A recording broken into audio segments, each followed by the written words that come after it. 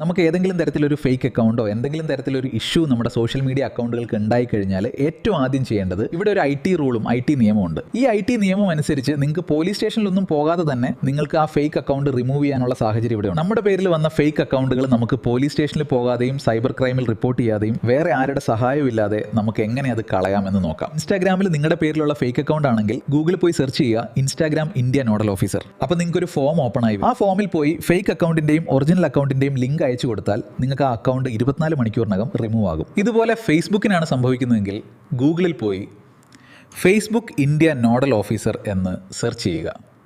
വാട്സപ്പാണ് hack ചെയ്ത് പോകുന്നതെങ്കിൽ same process WhatsApp India nodal officer. ഇതൊക്കെ നിങ്ങൾക്ക് സ്വയം ചെയ്യാൻ കഴിയുന്ന കാര്യങ്ങളാണ്.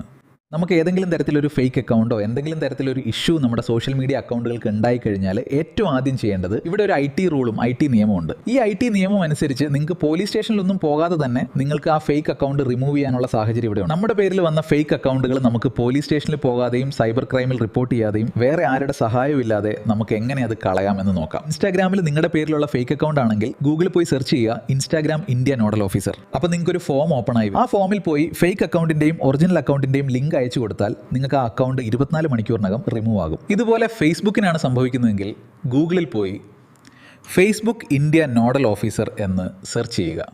വാട്സപ്പാണ് ഹാക്ക് ചെയ്ത് പോകുന്നതെങ്കിൽ same process WhatsApp India nodal officer.